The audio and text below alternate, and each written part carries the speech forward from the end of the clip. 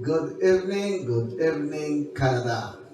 At magandang umaga po dyan sa Pilipinas. Once again, we are Jesus Word for Soul Church of God members here in Toronto, Canada.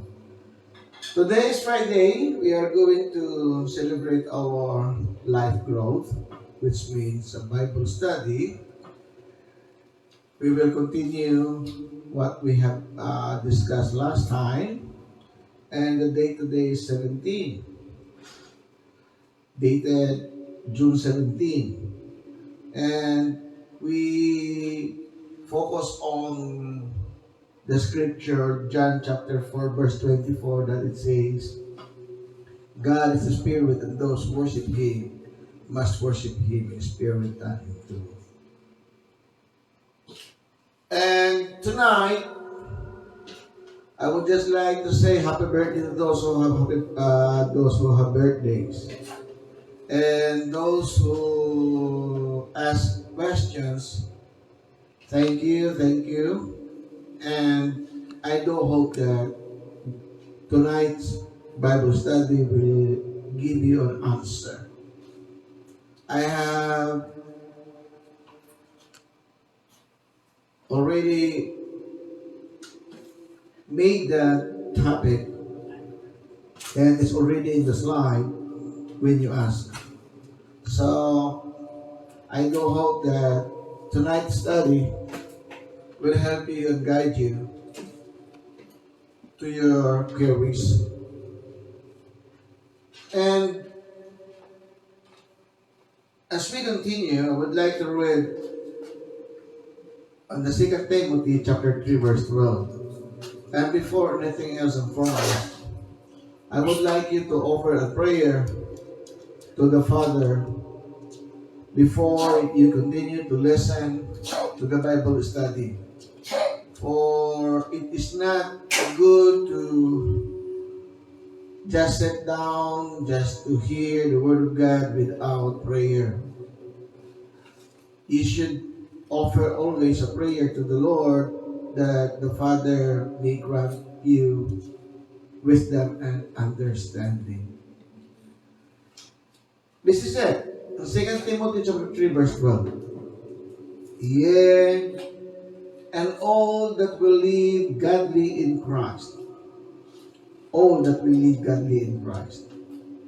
Godly in Christ Jesus shall suffer persecution. So we have discussed that already last time. And I have shown you that we have a God that cannot lie. In the book of Titus, chapter 1, verse 2. So you just review it later on. For your, what we call this, reference. By the way, I'm using King James Version. In case maybe that there are some translations of different books. And I will, what kind of Bible you have? So I'm using King James Version. So here, I would just like also to open my Facebook to see those people who are with us. Okay? So that's it. Okay.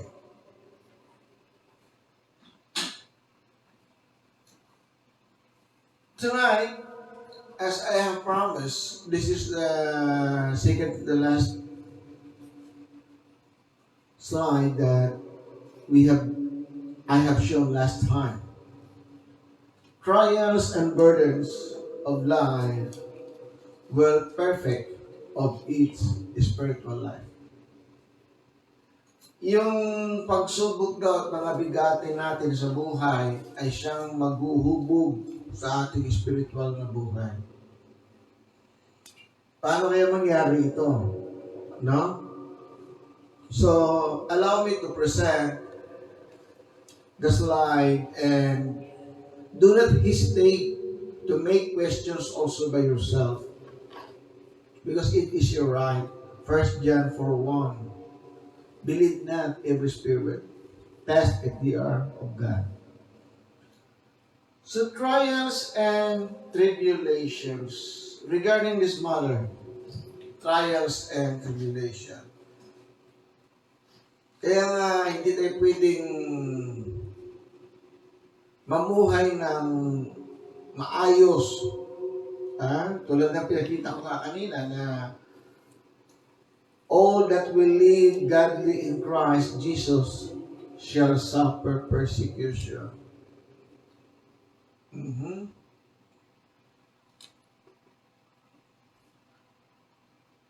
So tonight,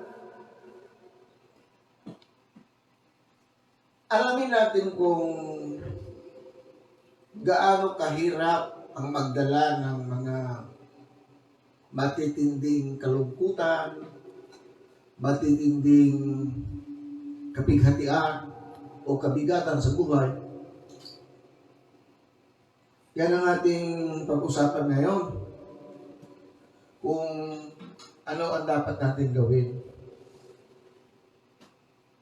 Marahil mayroon kayong mga kaparaanan, lalo na yung nakakatanda sa akin.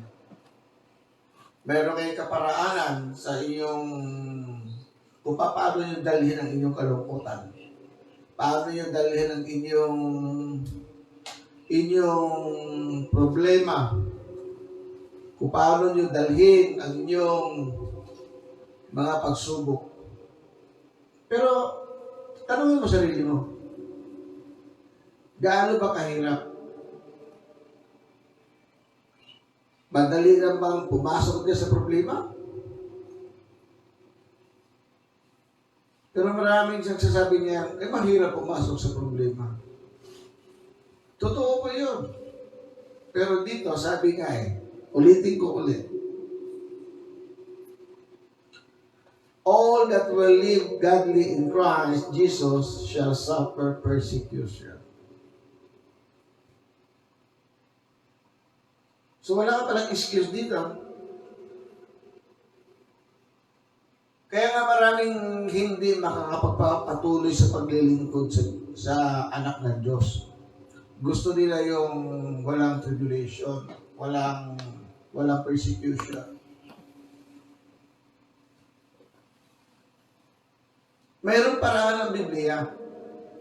Kung mahilig kang mag-remedyo, mga remedial ways, if you are good on remedial ways, that is your way, not the Bible way. Mayroon kang paraan, pero paraan mo yun.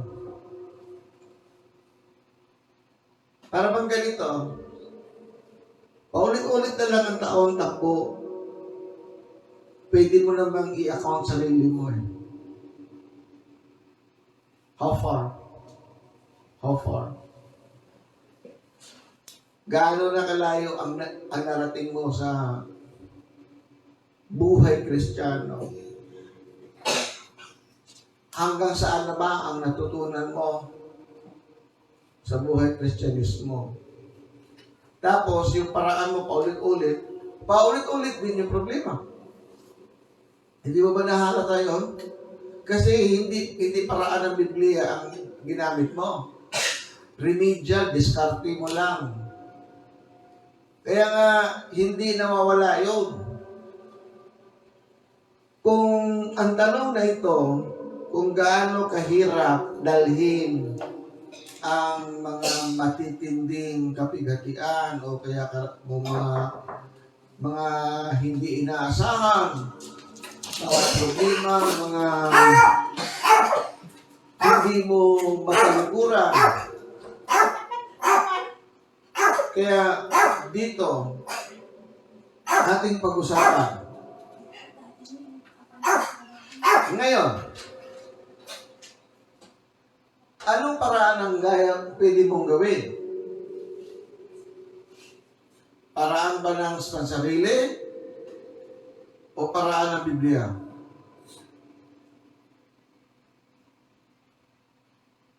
I'm gonna show you an answer in accordance with the book. Kasi Bible study nga ito, hindi hula-hula study, hindi pansarili, kundi Bible study. Now, since this is a Bible study, I will give you verses kung paano dalhin ito, mga pagsubok na ito, kung paano gampanan ang pagsubok na ito, paano natin susuriin. Kasi ang mga bagay na ito, kung tutuusin, madali lang sagutin kung makatao. Hindi makadiyos sa makatao. Madali lang na. Tawanan mo yung problema mo. Totoo? Eh, dapat sana wala lang dumating ang problema kung kaya na pala tawanan. Brenda Aguilar. Kaya nga, ulitin ko, tanungin mo sarili mo kung kaparaanan mong ginagamit mo, babalik at babalik rin yan eh. Kaya hindi ka umuusad kasi kaparaanan mo lang. Okay, I will show you a way in accordance with the Bible. Ano paraan ng Biblia? Ganito po. Sa aklat ni James, the book of James, chapter 1, verse 4. Pagdating ng mga ganyang mga bagay na hindi mo kayang dalhin, hindi mo kayang iwasan, sabi dito, but let patience have her perfect work, that ye may be perfect and entire, wanting nothing. That ye may be perfect and entire, wanting nothing.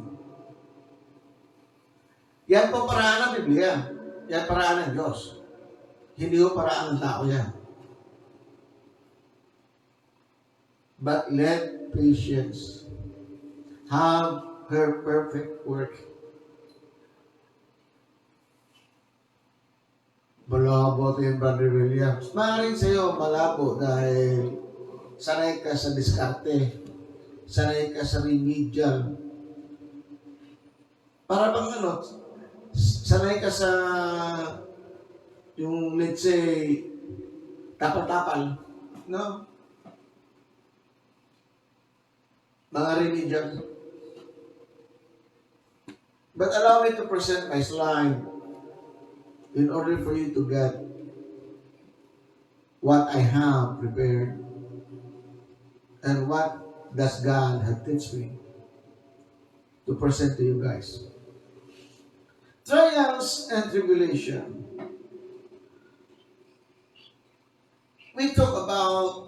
We are discussing about godly life of Christ. To live godly in Christ. Ano ba ang sa tingin mo ng mabuhay ng may kabanalan kay Kristo Jesus? Ano ba sa palagay mo yan? Ha? Kasi baka naman kabalbalan na ang pinamumuhay mo, hindi kabanalan. Kabalbalan. Kasi mga simpleng bagay, hindi mo masusunod. Kaya nga kabalbalan. Ngayon, dito, let's say, okay, ano sa iyo ang godly life? Yan ang dapat mong sagutin. Na pansarili. Ano sa iyo ang mabuhay ng kabanalan? Mayroon bang halaga sa iyo yan? O wala lang? So ikaw ang sasagot niyan. Ano sa iyo ang godly life? To live godly life in Christ Jesus. Mabuhay na may kabanalan kay Kristo Jesus. Ano yan para sa iyo? Ikaw ang sasagot na. Pero bibigyan kita ng sagot ko dito na pwede mong ikumpara. Maaaring magkapareha tayo ng sagot ngayon o maaaring magkalayo tayo. Ito. Godly life is the highest aim of man. Kung mayroon ka mang pinaka-A, ito yung pinakamaganda. Hindi yung hindi yung maging mayaman eh. O sigurado ka, Brother William, hayaan mo akong ipresenta ito. Sabi nga ni Kristo, what man profit he gain the whole world and lose his own? Anong mapapala mo kung mapasayo man ang yaman ng buong mundo at ang iyong kaluluwa ay mawawala? What can you benefit? So dito, godly life is the highest aim of man. In a world with many sky-high ideals, lampas doon sa ulap yung mga idea mo. Lampas. Buti na lang, hindi nakarating sa ikalawang langit, doon sa kalawakan. Diyan lang sa, lampas doon dyan sa ulap. No, so, may mga idea na pamaraan mo, pero hindi pamaraan ng Biblia. So pagdating sa buhay na kabanalan, maraming nag-iimbento nito, maraming gumagawa. Kasi akala nila, ito ay makataong gawain.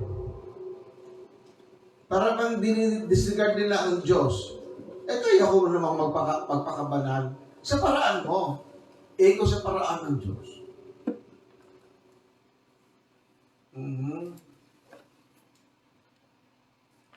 Madali lang magbanal-banalan Kunwari, marunong tumulong, marunong na ganito. Madali lang naman maglimos-limos No. Tapos magpa-picture-picture ka.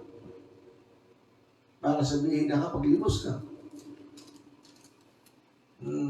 Na meron ka pang trumpeta na oy, ako yung nag-donate na ganyan. Hindi ho yan kabanalan, kabalbalan ho yan. So, ano ba talaga itong godly life in Christ? Kung yan ang pinaka-highest aim ng tao. Dahil iiwanan mo naman lahat na mayroon ka, hindi naman sa iyo yan, bigay naman ng Diyos yan. Pumasok kang hubad, lalabas kang hubad, wala kang nadali. Kaya wala kang may pagmamalaki.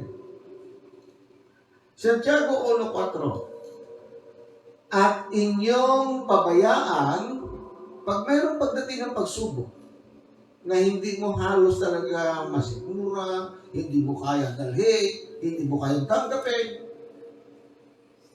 hindi mo kayang gawang paraan, ano gagawin mo? Ayon sa Biblia, at inyong pabayaan. Huwag mo, don't misunderstood me. No? Halimbawa, may problema ka, sumakit yung tiyan mo, kahit pabayaan lang. Hindi ganun yan, Huwag mo gawin literal. Mag-isip ka, gamitin mo yung kunting talino.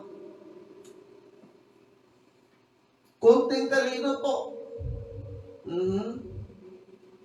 At inyong pabayaan na ang pagtitiis ay magkakaroon ng sakdal na gawa.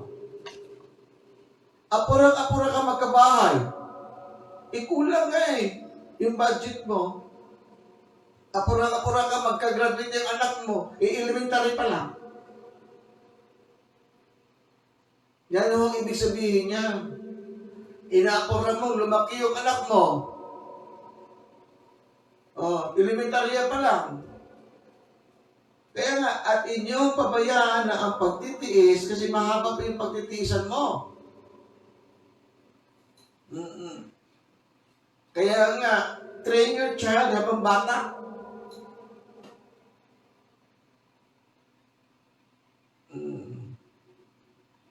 So dito, makita mo, at inyong pabayaan na ang pagtitiis ay magkaroon ng sakdal na gawa, hindi pala ikaw. Kasi hindi mo pwedeng apurahin ng time. Tayo ang inaapura ng oras. Tayo ang inaapura ng oras, hindi natin pwedeng apurahin ng oras. Yan yung hindi mo kayang gawin.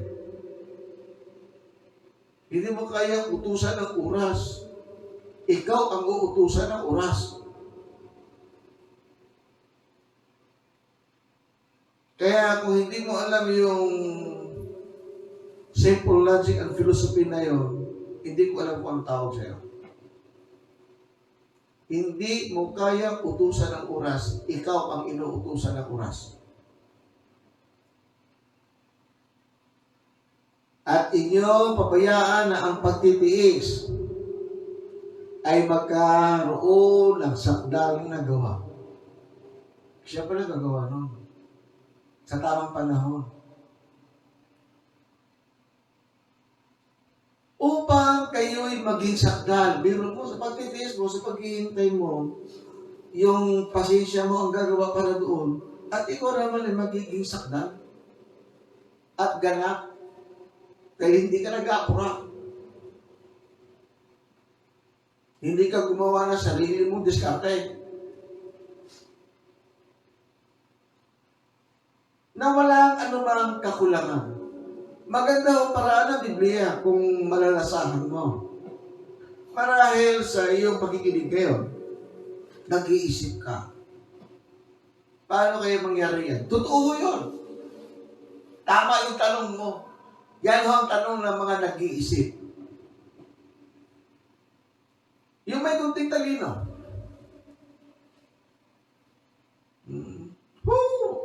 Mangyari ba yan? Kasi nga, sanay ka nang gumawa ng iyong diskarte. Sanay ka rin na pabalik-balik sa problema mo. Hindi ka nakakausan. Hindi ka nakakausan. Kahit tanongin mo sarili mo. Kahit tanongin mo sarili mo. Trials and tribulation. Mamuhay ng may kabanalan. At tapos, sabi ni Santiago, hayaan mo ang pansensya. Na siya may ang gagawa. Kasi sa ayaw mo sa gusto, pag nagtanim ka ng palay, hindi mo babantayan magdamag yung palay. Matulog ka. Eh, sino ba ang nagpapalago nun? Hindi ang kamay ng Diyos. Nakita mo, kanina, binabantayan ko yung aking kamatis, inaayos ko para hindi bumalik ko, ginaganya ko ng gabay, para straight.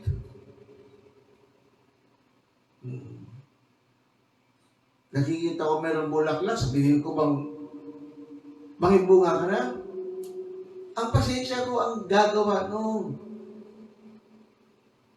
Kasi hindi ko kayang pabilisin yung bunga ng kamatis. Ganon din dito. Ang buhay na may kabanalan kay Kristo ay mamuhay tayo sa kanyang ebanghelyo ng kabanalan. Yan ang gusto ni Kristo na sabi ng pangalawang Timoteo, na mamuhay na may kabanalan kay Kristo Jesus, ngunit dadaan ka sa pagsubok, kapighatian. So, ti aramiden, habang namumuhay ka, kasi ang trials and tribulation, pag Kristiyano ka, nandyan talaga yan. Kaya, ang gagawin mo, mamuhay ka, ayon doon sa lahat ng sinabi niya o ebanghelyo ni Kristo para sa kabanalan. Doon ka mamumuhay. Hindi yung dumiskarte ka ng dumiskarte. Gagawa ka ng paraan mo. Hindi ka ba nagsawa? Pare-parehas din. Pagdating ng taon, galon-galon din.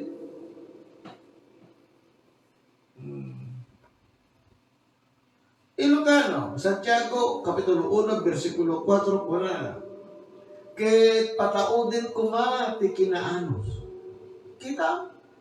Pataudin kumati kinaanos ti aramid. anaan-anay.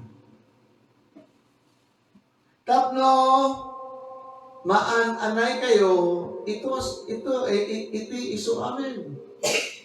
Ngawan kiti anyaman pagkurangan niyo. Kaya marahil sabihin mo, dapat mo, kapag na nalalaman, labas-labasan lain na nga parang palabasa. Gabi kasi nakalaan, agbasbasa nga comics. Hindi mo nilalasahan yung binabasa mo, basta lang basa. Basta may masabi lang, may nabasa. Pag nakikinig ka naman ng mga pastor, akala mo kung sino kang magaling na nakikinig. Wala namang naiintindihan. Bakit? Kasi may sarili kang paraan. Yung paraan mo, gusto mong mapakinggan, hindi yung paraan ng nagbabahagi. Hindi paraan ni Kristo, kundi paraan mo. Kaya hindi ka talaga makakalayo. Dahil instead na mayroon kang mapupulot na turo, wala kasi mayroon ka ng ginagawang turo sa sarili mo. Sa trials and the tribulation, ito tungkol sa outward amenities. Panlabas. Sa panlabas na pangangailangan, marami tayong ganito, ganyan.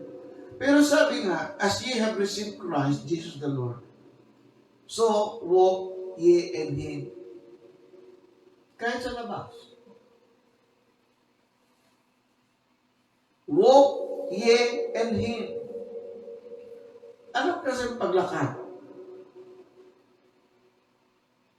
Kung ano yung nabasa mo, kung ano yung napakinggan mo, yun ang gawin mong panlakad.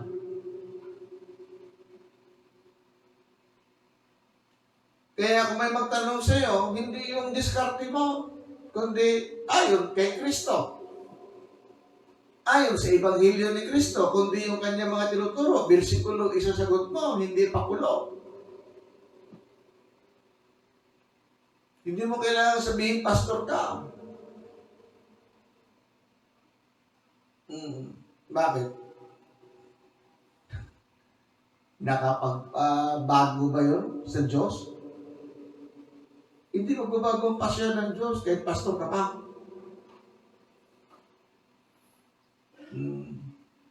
Hindi mo kailangan pakilala sarili mo. Ipakilala mo yung Biblia. Kaya mayroon nang nagano sa akin, nagtatanong, Pastor, parang hindi kasi ako pinapansin doon sa ano. Sabi ko, si Kristo ba pinapansin ang mundo? Kaya sabi nga ni Kristo, kamumuhian kayo ng mundo dahil sa akin. Kaya huwag kang umasa na pansinin ka. Huwag ka rin magpapansin. Sinabi ni Kristo yan, kaya kung mahilig ka magpapansin, ay hindi ka Kristiyano.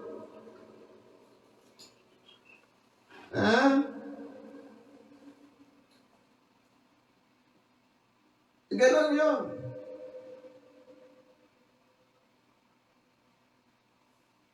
Si Kristo, nangaral, hindi nga pinansin sa mismong bayan niya eh. Kahit na nga yung mga kapatid niya, hindi nga eh. Kapatid sa ina, tsaka sa ama. Ay, sa ina, hindi sa ama. Kasi nagkaanak si Maria na marami. Kay Joseph. Ayaw nila tanggapin ito. Kaya tanong sa akin, may mga kapatid ba si Kristo? Marami. May mga babae pa nga eh. Tapos medyo nagalit sa akin yung nagtanong. Tapos after 3 days, bumalik. Tama pala sinabi mo, Pastor, brother. Sabi ko, magbasa ka lang ng Biblia. Magbasa ka lang. Hindi ka mawawala. So ngayon, kung gagamitin mo ang salitang Kristiyano ka, then, walk ye in Him. Ilakad mo yung kanyang mga salita. Kaya pag may nagtanong sa'yo, bersikulo isagot mo.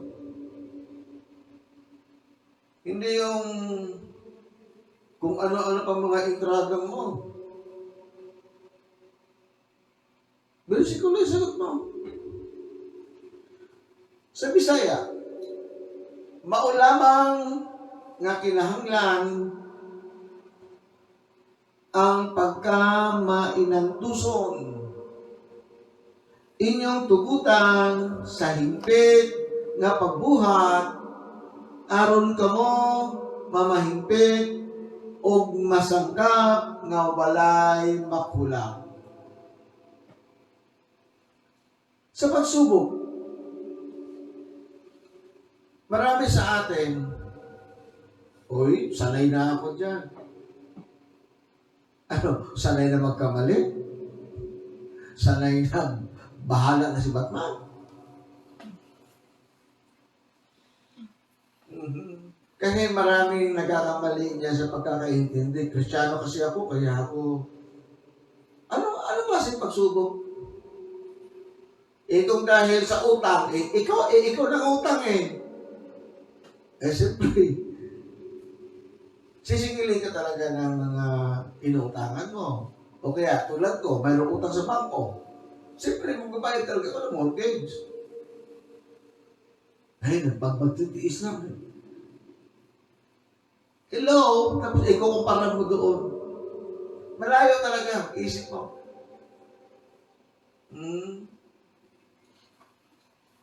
Malayo. Anusan anusan. Pag Biblia, Biblia. So ngayon, tingnan mo to Life of godliness. Paano ka ba mabuhay na may kabanalan? Sa paraan mo? Malaking pagkakamali yan. At malaking kalokohan. Lahat ng tao sinungaling, Roma 3:4. Paano ka makapagbuhay ng godliness? Mayroong paraan ng Biblia. Biblia ang may paraan, hindi ikaw. Kaya hindi rin ikaw ang makapagkontra sa Biblia. Dahil naisulat mo yan bago ka pa ipinanganak. At mismong tagapagligtas ang nagsabi. So, paano ka makapamuhay ng mayroong kabanalan?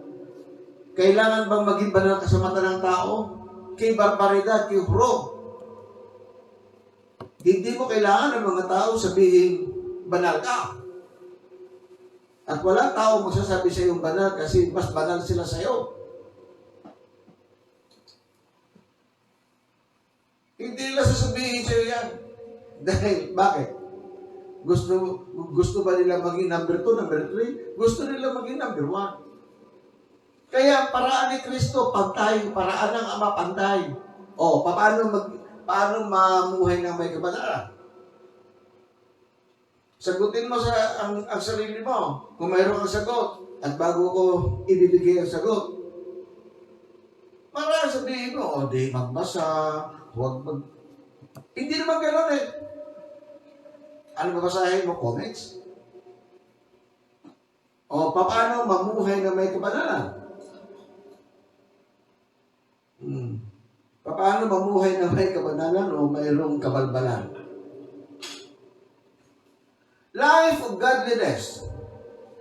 Ano bang source niyan? Its source is Jesus Christ. Wala akong ibang paraan niyan. Si Kristo lang ang daan. John 46, He said, I am the way, the truth, and the life. Kung kulang ka sa diskarte, I am the way. Lumapit ka sa akin. Kaya sabi niya ask Him. Hindi yung kanino ka magtanong-tanong. Seek. Mag-seek ka ba sa sarili mo? Ano sabi? Seek ye first the kingdom of God. Hindi yung dumiskarte ka, hindi seek ng seek. Ask. Di magtanong ka sa kanya, Ama, paano ba ito gagawin? Sabi niya, ask anything in my name, sabi ni Kristo. Sabi niya, ask. Kanino? Kay Kristo. Ask anything in my name, sabi niya. Seek. Tinuro din niya, seek ye first the kingdom of God. Knock, sabi ni Kristo, ako yung pintuan. Tumuktok ka. Yan ang daan. Yan ang paraan ng Biblia upang makamit natin ang mabuhay na may kabanalan. Hindi yung sa diskarte mo. Hindi yung dahil, uy, mabait na ako, hindi na ako nagmumura, hindi na ako umiinom, hindi na ako nagsusugal. Panlabas mo yun. Ikaw ang naglagay niyan, hindi naman Diyos eh. And that's good if you have done that. That's good. Hindi ka na nagmumura, hindi ka na, marami ka na hindi. That's good. Pero hindi yun ang process papuntang langit. Ang tinanggal sa iyo, yung basura mo, pero hindi pa yung kabanalan. Yung panlalait mo, basura yan eh. Ikaw naman ang naglagay yan.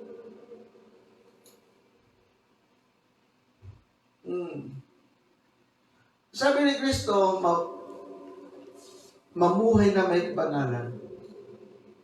Yung gusto talaga sumunod sa Kanya. Ang source niya siya rin. Life of godliness, its source is Jesus Christ. Sabi niya, ask. Ano yung ask? Ask anything in my name. Hindi yung kung kanino ka magtatanong. Seek. Seek ye first the kingdom of God. Knock, sabi niya, I am the door.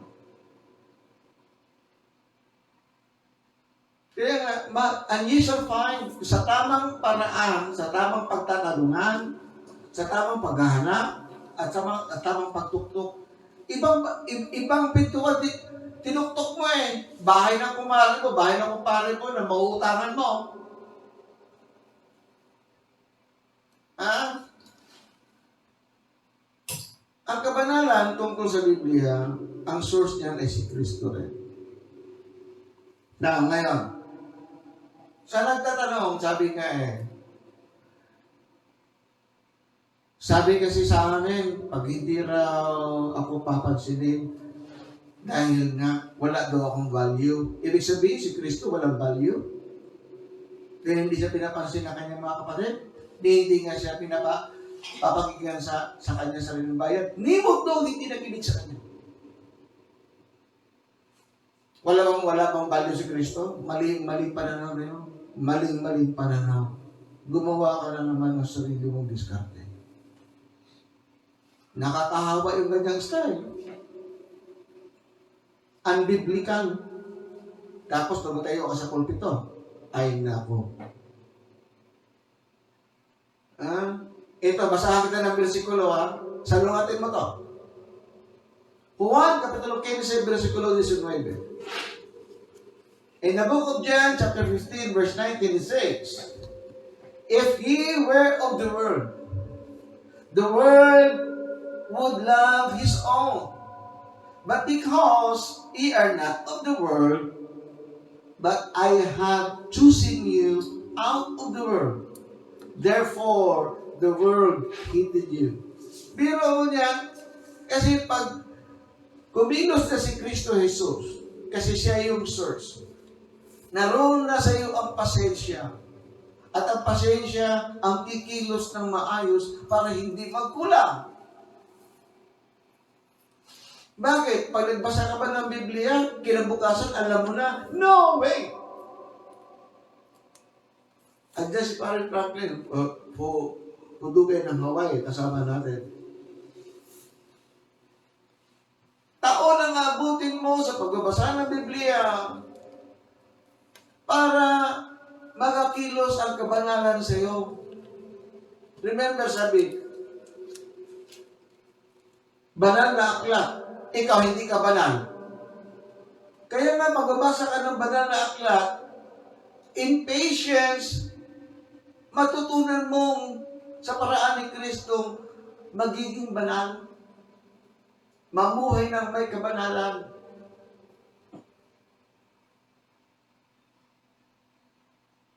Kaya kung hindi ka man pansinin ng mundo,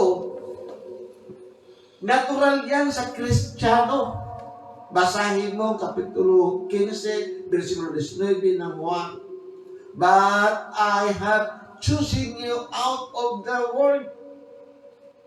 Therefore the world hated you. Kaya yung makalamang, makamundong tao, galit sa tama, galit sa totoo. Kaya nga sa akin, dami nagagalit eh. Pero sabi ko naman simple-simple lang yan.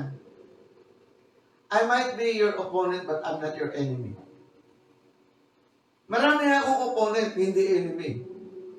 Ayaw mo sa mga sinasabi ko, hindi ko problema yun. Meron akong talata. Bigyan mo ko ng talata.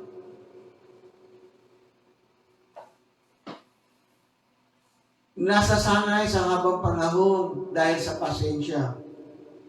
Ang takbo ng dila ko at utak ko mag-iba sa sarili ko. Sabi nila, ba't para lagi ka nagagalit?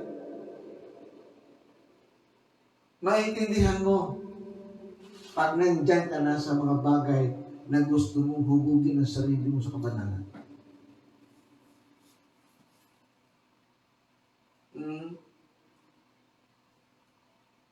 Trials and tribulation.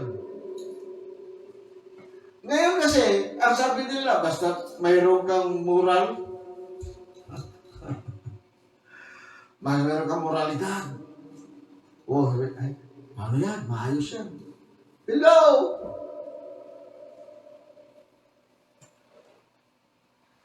Hindi lang ganon. It's not just a moral life, but a godly one. Totoo na mabait ka sa community. Pero wala kang kabanalan sa Diyos. Kasi you have proven yourself to the community na mabait ka tao. Pero hindi naman siguro kabanalan niya. Kasi hindi galing saan? Maraming rason sa pagbibigay, maraming rason. Sabi ko nga may rason ng mga pangangaral. May nangangaral ng totoo, may nangangaral para magkapera, may nangangaral para sumikat. Sa turo mo, makikita. Sa turo mo, malalaman. Yan ang sabi ni Kristo. Matadaanan natin yan pagdating ng Sa turo ho, makilala ang totoo. Hindi ho sa moralidad. It is not merely moral life, but a godly one. Pero of course, kasi pag banal ka, sumusunod yun Pero, moral, mayroon ka nga moral, hindi ka naman banal. Wala namang kabanalan kasi wala kang alam kay Kristo. Ibang kilala mo.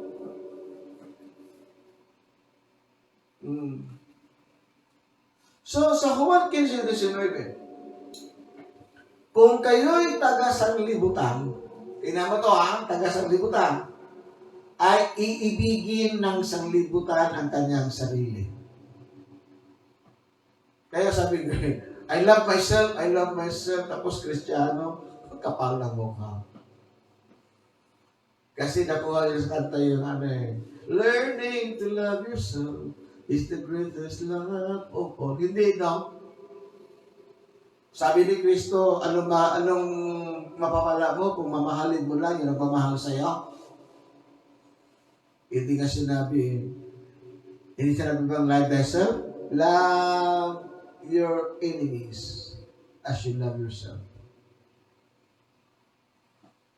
Hindi naman love yourself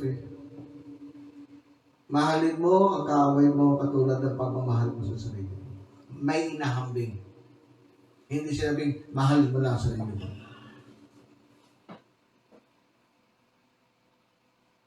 Kaya for Diyos por Santo, yung mga nag-post-post pa sa Facebook na mga I love myself, tapos Kristiyano ka.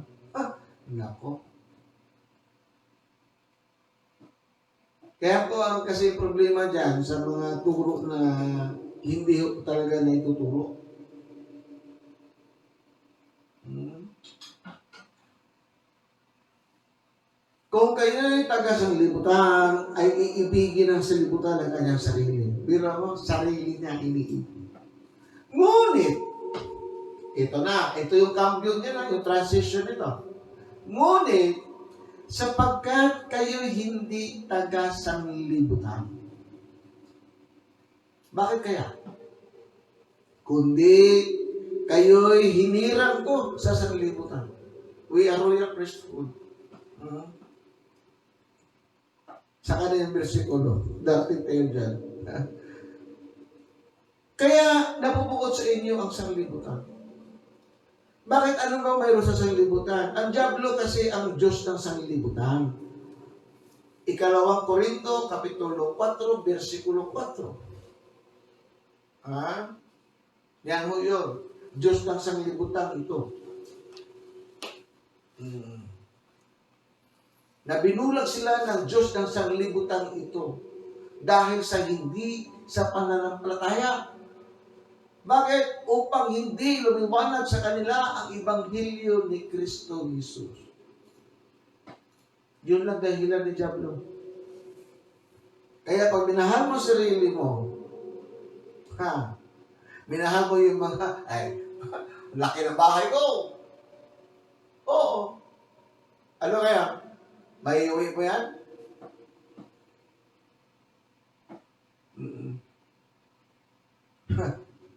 Mag-isip ka. Trials and tribulation. Pero sabi ko sa iyo, ang moralidad may kahalagahan. Hindi mo pwede, i-depreciate natin yan. Hindi no, pwede. Di ba sabi nga babae, pasakop ka sa iyong asawa. Lalaki, mahalin mo yung asawa. Moral yan eh. Mga anak, igalang mo ang mga magulang. Ano pa? Yung nag-utos na huwag pumatay, siya rin yung nag-utos na huwag kaligtaan ang makigimong o makisambang. Nakuha ko, kaya kaso ka lang, hindi. Ay, excuse ako.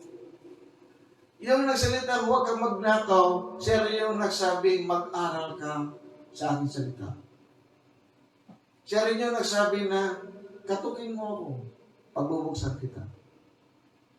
Humingi ka sa pangalan ko.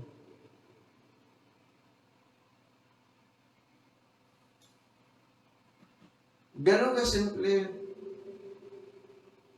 Sa mataas ka yung moral mo, diskarte mo na naman ang ginagamit. Nakalimutan mo yung talagang values ng Biblia. Basahin tayo Ilocano ha. No, tagalubong kayo kuma. Mayat din ito ha. No, tagalubong kayo kuma. Ganun, Kristiyano ka. Tinanggap mo si Kristo tagapagligtas mo. Inawat mo niya po Jesus nga, mangisalakan king ka. So nga, tatano, may sa mga Kristiyano, isuliti ipalawag na, no, tagalubong kayo kuma. Tilubong, ayatin ako mati, kukwa na. Ngayon, gaputa, saan kayo ang tagalubong? Apay nga saan? No, dikin, pinili kayo itilubong, gapuna, burain na kayo, tilubong. Inlasi na ka dyan, lubong. To live, peaceful to live, a godly life. Ngayon, tikatungtong mo, puro mga chismosa. Sweet na sweet mo yung mga chismes. Nako. Uray ka sa nung na-list ng Diyos sa'yo. Ikaw mo, balik eh. Ikaw bumabalik eh. Ngayon tapos, pabasulin mo ito ni Apo. You have no excuse. Roma 1:20, you have no excuse. Tapos, ito na doon din ang daw, apay sa mo, langit niya yung bagay ng Brother William. Nakita na naglukat ka sa cellphone. Donggig kami. Trials and tribulation. Ito ha, tandaan mo ito. A man cannot be religious without being moral. Pero maraming relihiyoso na walang moral. Tandaan mo ito ha. A man cannot be religious without being moral. But he may be moral without being religious. Ano ba ibig sabihin ng reliyoso? Yung panay sa... Hindi ho. Pinag-aaralan niya, ang religion ko ay religare to connect with God. Pag-aralan mo, paano ka makakonect? Hindi gaya-gaya. Religare, ibig sabihin niyan, to connect with. Kaya si Kristo yung namamagitan. God sent His Son. Para siya yung maging mediator natin. Kaya tinatawag nga ang relihiyon. Mamaya natin mag-usapan, mayroong versikulo niyan. Para hindi mag-overlap ang klase o ang lesson. Pero tandaan mo to, mayroon kang moral, pero hindi ka relihiyoso. Bakit? Mas mahalaga sa iyo ang moral na tingin siya ng tao sa komunidad. Hindi mo binigyan ng pansin na mas maraming angheles sa langit na nanonood sa iyo. Kung ano pinagagawa mo. Mayroon ka ba pinagagawa? Ano pinagagawa mo? Kaya nga dito maraming namamatay eh. Uy, huwag mo sira yung pangalan ko ha. Ano pa mayroon sa pangalan mo?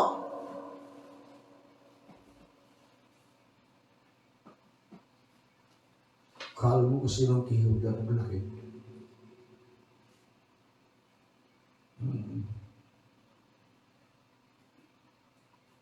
Iingatan nila yung husto yan. Akala mo ba naman?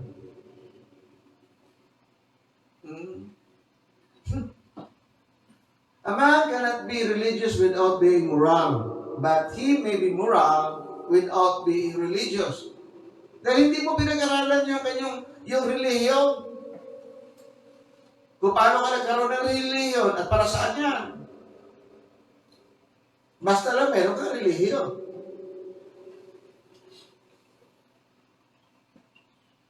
Kung kamo iya pa sa kalibutan, ingon pa si Bisaya,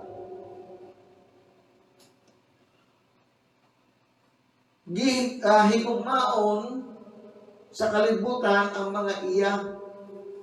Apan kay kamo dili man iya sa kalibutan, hinunua gipili ko kamo gikan sa kalibutan. Ang kalibutan nagadumot ka ninyo. Tapos tuwa ka eh. Sunod sa uso eh.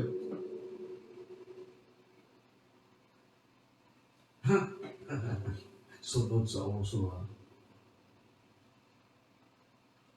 Kaya minsan, napapailing na lang ako. Trials and tribulation.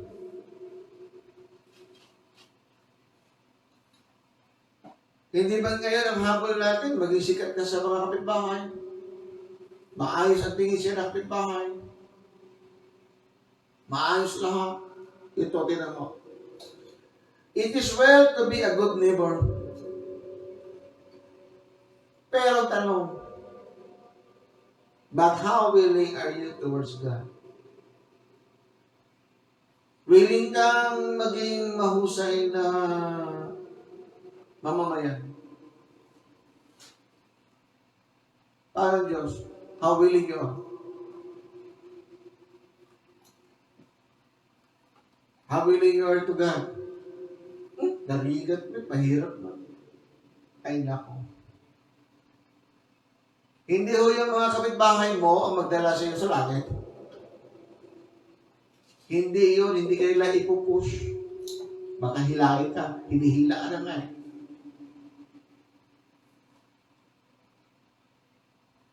Maganda ang isang maging mamamayan, maganda. Kaya nga makabayan eh. Pero kung wala ang pagmamahal sa Diyos, useless. Dahil gagawin ko lang, puro pakita tao. But if you're willing to worship God, if you're willing to do the love of God that He has given unto us, makakakilos ka. Nakasama siya. Hindi mo kailangan utusan. Mahalaga sa iyo ang oras. Kaya minsan wala kang panahon sa Diyos kasi puro panahon mo lang. Kasi mahalaga sa iyo ang oras. Oras mo, hindi oras sa Diyos. Kaya sabi, napakamahal ng oras mo. Hindi oras para sa Diyos, oras mo lang. Hango, sisingilin ka ng oras na yan. Sisingilin ka ng oras na yan. Mag-uusap din kayo eh. Asa na yung mga mahalaga mong oras? Mas mahalaga kaysa sa akin. Ayan. Kahit ikaw mismo, alam mo, ano mas mahalaga siya. Sige nga, mula kayo ng umaga hanggang ngayon. Alam mo naman eh. Hindi mo ko masisisi. Kasi ako alam ko rin kung ano mahalaga sa akin. Ikaw sumagot sa sarili mo. Sa 20, sabi ni Kristo, sa aklat ni Juan, remember the word that I said unto you. Remember, Kurana, remember. The servant is not greater than his Lord. If they have persecuted me, they will also persecute you. Kita mo? If they have kept my saying, they will keep yours also.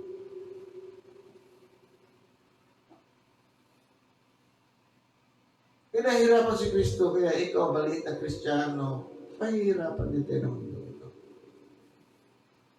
And that is no excuse. Walang exempted. Ay, bautisado na ako, wala na akong persecution. Oy, hindi ka nagbabasa ng Biblia.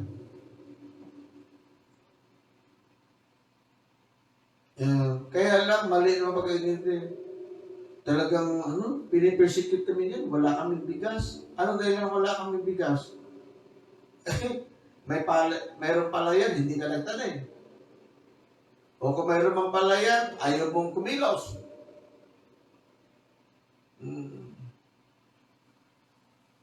Mayroon mang piling pagtrabahoan, ayaw mong magtrabaho.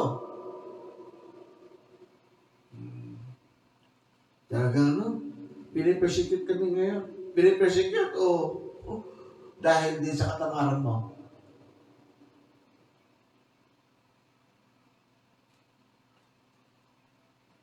Ang persecution po sa buhay ni Kristo, ang kalaban mo natin dyan ay yung mga galamay ni Diablo. Yung mga galamay ni Diablo, makakaaway mo.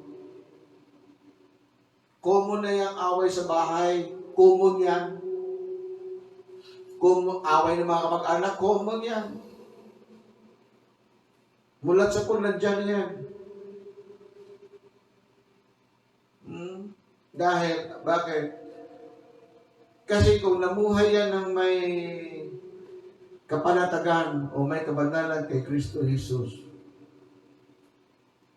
hindi yan hindi yan maiinggit sa anumang mayroon. Hindi makipagkumpetensya yan. Hindi makipagkumpetensya yan dahil nga may Kristo. At hindi yan greedy. Ha? Nasa'yo pa rin yung greed. Gusto mo, mayroon kang ganito, mayroon kang ganyan, mayroon ganito. Wala ka naman trabaho. Magtrabaho ka muna. Hindi ba kasakiman niya? Sa bagay na ito, malayo yan sa mga bagay na ginagawa natin. Ano ba ginagawa mo? Natanggal ka sa trabaho dahil bakit? Ipanay-late ka. Yun, na-persecute talaga ako. Hindi yung gano'n. Carelessness yun. And laziness. Talagang pinipersecute kami. Ulam namin nung isang araw pa kinapa. Bakit? Wala kasi trabaho eh. Laziness yan. Ba't ayaw mo trabaho? Wala talaga. Hirap-hirap talaga ng buhay. Bakit mahirap ang buhay? Wala kasi trabaho. Talaga maghirap ka. Pero hindi mo sabihin, mahirap ang buhay. Dahil nahihirapan ka. Mayroon din hindi nahihirapan. Bakit ka mo? Average eh. Basta't mayroong ulam, makabili. Mayroong pambili dahil may trabaho. Kahit sapat. Umiikot-ikot. Yan ang buhay dito sa Canada. Kung may sabura mga konti, praise the Lord. Pero hindi ho nagkulang ang Diyos.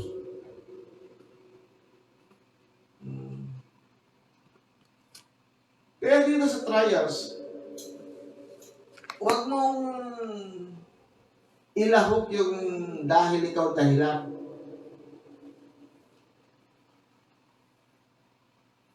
Dahil ikaw dahilan. Naubusan ka ng pera dahil gastos ka ng gastos. Yung pera na para sa pagkain mo, kung ano-anong pinagagawa mo. Hindi ka na makakain ng masarap. Dahil meron kang pinag-gastusan na iba. Kung pinasugal mo, hindi ka na makabili. Kaya naalala ko nung ako yung nandun sa ESO. Siyempre, marami din doong nakatira sa hindi maayos na bahay nung yung mga nasosyal ka. Meron silang, kasi yun pa yung, meron pa silang sustain pa, may 600, may 700, yan. Hindi pare-pareho. Gusto nila yumaman, magtaya sa loto. Hindi bibili ng kape. Itataya na lang sa kuskus. I should have buy coffee. Why? I thought I will win no coffee. Okay, just wait. Before closing, I will give you coffee. So, gano'n. So,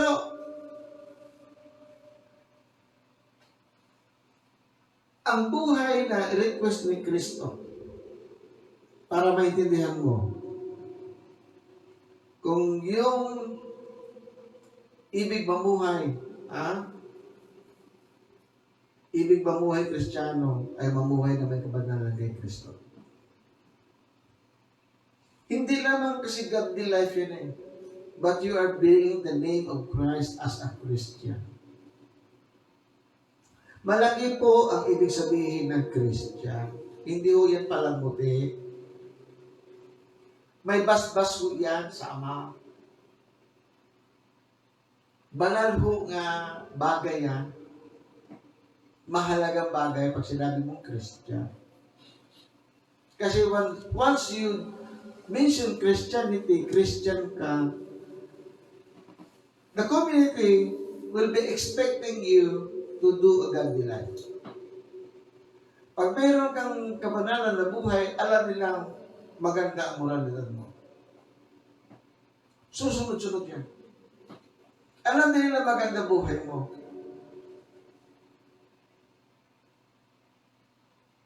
Kasi ang Kristiyano matiisin. Kung anong mayroon ngayon, yun lang. Pero yung puro bill mo ko niyan, bill mo ko to, bill mo ko ganyan, hindi yung Kristiyano yan.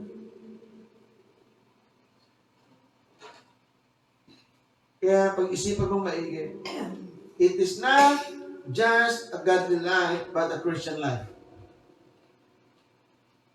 Ano ba kasi ang mayroon sa Christian life? Sabi ni Kristo, alalahanin ninyo ang salitang sa inyo'y aking sinabi. Para kanino? Sa mga tumanggap kay Kristo. Yung Christian. Ang alipin ay hindi dakila kaysa kanyang Panginoon. Kung ako'y kanilang pinag-uusig, kayo man ay kanilang pag-uusigin din. Kung tinupad nila ang aking salita, ay ang inyo man ay tutuparin din.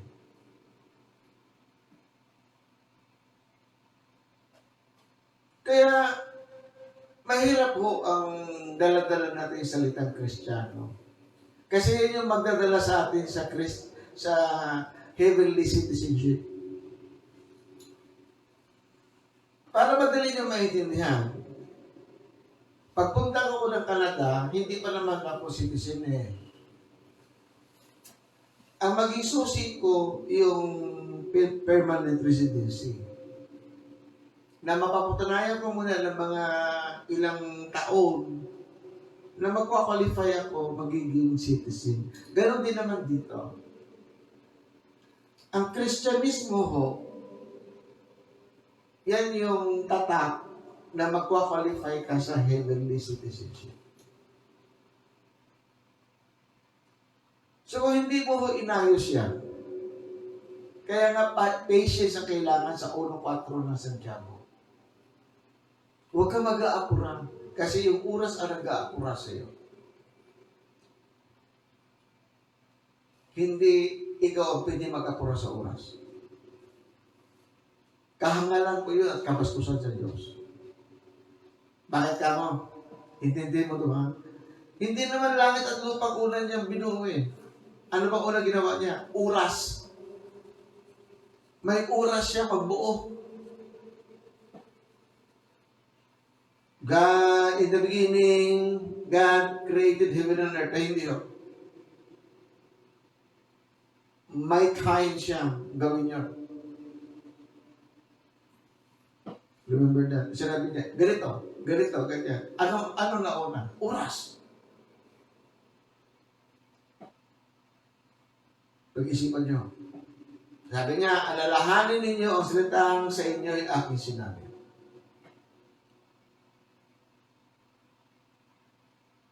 Hindi dumiskarte kayo, gumawa kayo ng sarili niyo, alalahanin ninyo. Tama na yung diskarte. Tama na yung mga ipoprove natin sa sarili, magaling tayo. Marami na ako mga theologian na mamatay. At hindi yun. Sapat na ang mga turo ni Kristo. Sapat na. Ang mapunta ng langit, yan ang pinaka-importante sa atin. Hindi naman yung, ang importante sa iyo na magaling ka magturo o kaya mo magturo, hindi yun. Malaki yung parusa niyan. Kapitulo 3 ng Santiago, versikulo 1. Kung ano yung sapatos mo, yun lang. Kung ano yung pwede mong gawin, yun lang. Sapat na.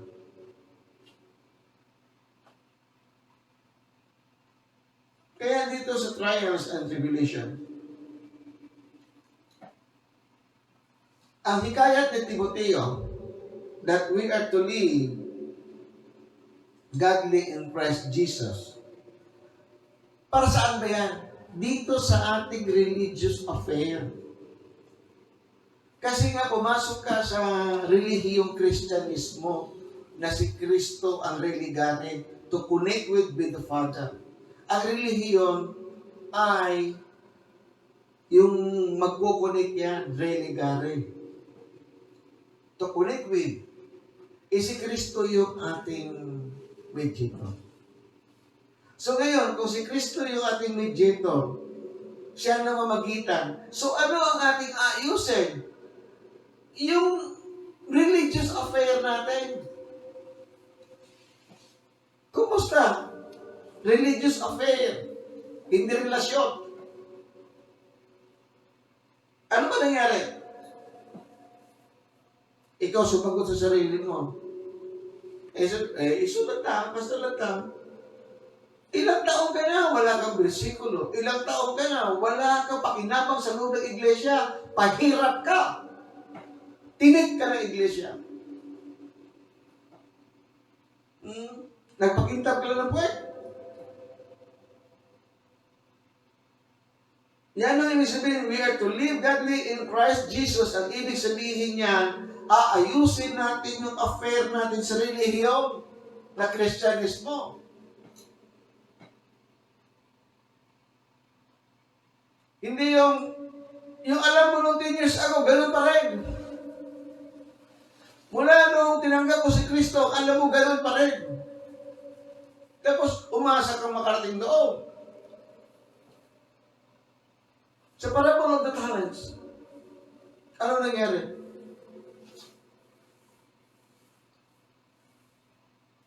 Yan yung tinutukoy dyan sa pangalawang Timoteo. We are to live godly in Christ Jesus. Saan? In our religious affair.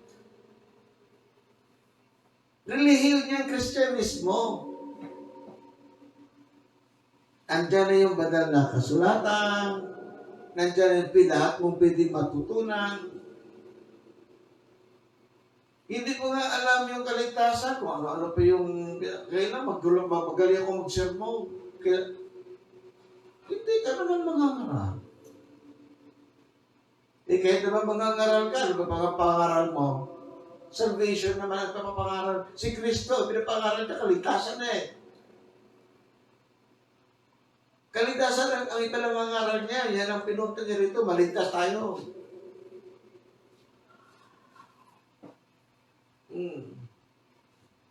Ilocano, laglagipin yu ti saong nga imbaga kada kayo. Ti adipen saan adakdakel ngen ti apuna. Ti apuna. No enrollmendak. Iroraminda kayo to met. No sa lamit-bitan da ti saok. Sa lamit-bitan to met dagiti sa uyo. Biro mo? Kung pinanghawakan mo yung salita ni Kristo, hawak-hawak mo, sa iyo sinasabi mo sa kanila, if God is with you, who will be against you? Kaso nga lang, hindi ka makapagsalita. Merong tagal mo ng Kristiyano, hindi ka na nahiya.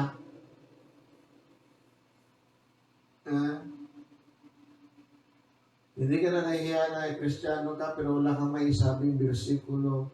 Hindi ka makapagturo na galing sa Biblia, kundi diskarte. So, bago lahat, bago kayo dumiskarte dyan, pakiabot ko nga hali yung ating nandyan. Dahil nga isulat mo.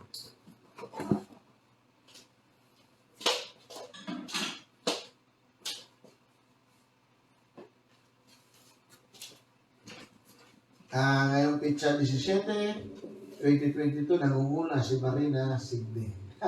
Ayos absent na san dito eh. Kasama natin yung classmate, batchmate sa high school, Dinatan. Kumusta, madam? Kasama natin si Chesmon. Si Pastor J. Hamoy ng Sabuanga. Si Tatay Ben, sa kanila na Hilaria, kakapin may bahay. Si Lisa Bailin, kasama na natin. Jesus Word. Gloria Maliari. Kumusta po kayo dyan sa Bulawin? Konsihal. Imelda Pajardo, Franklin Pudukay sa Hawaii. Dorina Cansino, kumusta kayo dyan? Joel Abelia, Lucky Shai, Joy Labarento, Marjorie Apelado. Basahin ko rin dito bago ako mag-lobat. Nagpahiwatig na yung aking cellphone. Brenda Avellaneda, Lisa Bailing, Jesus Word. Sabi ng Jesus Word, good evening everyone and blessed Friday. Lisa Bailing, have a blessed Friday to all now. Franklin Pudukay, o pare ko, long time no see. Pag napunta ako ng Hawaii, ikaw unang hanapin ko. Lorena Eliasus Cansino, God bless po. Abilia Colorado Joel is watching. Abilia Colorado Joel, amen. Lucky Shia is watching. Joy Labyrinto is watching. Low power mode. So, muli po, mayroon lang akong mga 2 talata bago tayo magsara. Ang ibig sabihin na to live godly with Christ, diyan sa 2 Timoteo, na nais nating mamuhay na may kabanalan, pero mayroon tayong kapighatian. Ma-minimize natin yan eh. Kumbaga sa maibsan o ma-minimize kasi nga mayroon tayong aral mismo doon sa magligtas sa atin. Do not misunderstood me na dahil nga ikaw yung gumawa ng problema, but there are problems that will came beyond our control. No?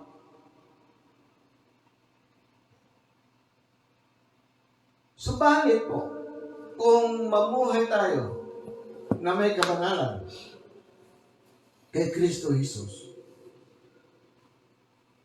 ang nagdudumina natin, yung ating nagkukontrol sa atin, kasi we are to be governed by the revelation of Jesus Christ. Yung kanyang mga pahayag, siya yung magpapakilo sa atin. Siya yung magagabay. Because we are governed by His revelation. Ang kanyang pahayag sa iyo habang ikay nagbabasa, habang ikay nakikinig ng mga ngaral. Subalit, sabi ko siya, hindi ho lahat ng ngaral na may pag-ibig, hindi lahat ng ngaral na ang hangat ay maligtas kayo. May nangangaral na magpasikat, may nangangaral dahil sa inggit, may nangangaral upang magkapera. Upang mamuhay sila ng nagtatamasa sa masarap na buhay, iba ang buhay. No? Kaya karapatan niyo yung suriin ang mga ngaral. If we want to live godly in Christ, ito yung nasa atin. We are governed, we are to be governed by the revelation of Jesus Christ. So, meaning, kahit nandyan yung pagsubok, kasi hindi naman talaga mawawala, kasi hindi ka hindi ka titigilan ng ama ng sanlibutan ito. Pangalawang Korinto, Kapitulo 4, versikulo 4. Ang Diyos ng sanlibutan ito ay si Diablo. Diyos ng sanlibutan niya. Ha? So, hindi tayo titigilan nun. Kaya nga, maraming kapighatian, maraming pagsubok. Subalit, if we hold tight, panghahawakan natin, na tayo ay mamuhay na may kabanalan sa Kanya. We are to be governed by the revelation of Jesus Christ. Sa dami ng Kanyang mga pangangaral, sa dami ng Kanyang sinabi, isa man doon ang ating kailangan. Sabi ko, yung nagsabing huwag kang magnakaw, huwag kang gumawa ng masama, huwag kang mapag-ibot, siya rin yung nagsabing, mahalin mo ako with all your heart. Siya yun. Ang Ama, at ang Anak, at ang Espiritu Santo. So, nalulukuban tayo, naiingatan tayo, kasi ang gobyerno natin sa pamumuhay mo ay yung pahayag ni Kristo. Kaya you can just do anything na para bang hindi ka napapagod hindi mo alintana yung problema, dahil alam mong mayroon yan. Ako ba wala problema? Mayroon ho. Pero hinahayaan kong umayos niyan ay ang panahon kasi hindi ko pwedeng utusan ng oras. Ako ang inuutusan ng oras. Nakuha niyo pong ibig sabihin. Tulad niyan, siyempre may mga mortgages ako. Mortgages ay hindi na kasi isa. Pwede ko ba kapurahin yun? Iwala ka naman akong sapat na pera? Di hintayin kong magkapera hanggang sa mabayaran lang. Patience will do it. Habang hinihintay mo yung nagsabing, ask it anything in my name, Jeremy sabi, seek, ask, and knock. Patience. We are to be governed by the revelation of Jesus Christ. Hindi yung diskarte mo. Kaya nga sabi ko, pagpasok ko sa bahay, may pagkain na na. Ganun kasimple yan. Sa Bisaya, kung sa may giingon, hinumdumi ang pulong na akong giingon kaninyo. Kaya nga, we will be governed by His revelation. Hinumdumi ba? Alalahanin, laglagipin niyo. Ang ulipon, dili labaw sa iyang agalon. Kung ako, ilang gilutos, kamo usab ilang pagalatuson. Kung ang akong pulong ilang gibantayan, ang inyo ilang usab nga pagkabantayan. Kaya nga sabi ko, I'll have my opponents, not enemies. Dahil maraming nag-uobserba sa atin, kasi pag Kristiyano ka, ang observer mo, yung nasa mundo eh. Kaya huwag kang magtaka, huwag kang malulungkot kung hindi ka napapansin. Dahil si Kristo bandi na hindi pinapansin. At ikaw rin talaga hindi ka napapansin ng mundo dahil ibinukog ka niya. Pero kung gusto mo pala nang pansinin ka ng mundo, bahala ka.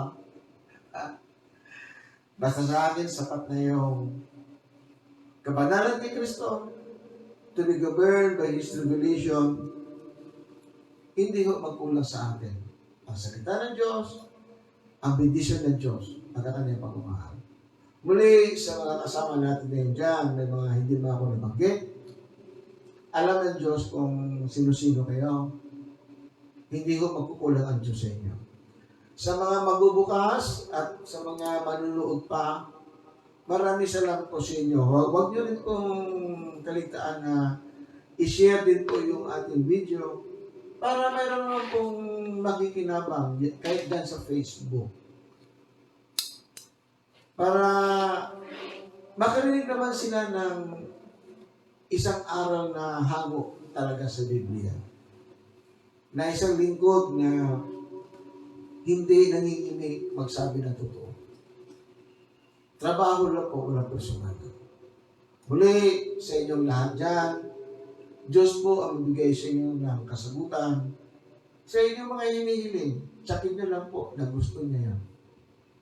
At ganoon man sa inyong pagtrabaho dyan sa Pilipinas, hangad ko rin po na maging maayos ang buhay ng bawat isa. Nasa inyong pagtatrabaho, ang Espiritu Santo siyang magabay sa inyo at ang kamay ng Ama ang siyang magagabay na siyang mag-giya sa inyong gagawin. Muli, lahat po na may takot sa Diyos, manatili po tayong nakayakap sa Kanyang salita. At tayo naman ay Kanyang yayakapin din. Ama, maraming salamat po sa lahat ng mga bagay na ito. Sa tulong ng iyong kabanalan at iyong Espiritu Santo, na ipahayag po ang iyong mga salita na maayos. At ang bendisyon namin hinihiling, ay hinihiling po namin, Ama, sa pangalan po ng iyong anak na si Jesucristo. At mga kapatid sa Iglesia, mga kapatid sa Panginoon at kapamilya. Lahat ng ito hinihiling natin sa pangalan ng kanyang anak.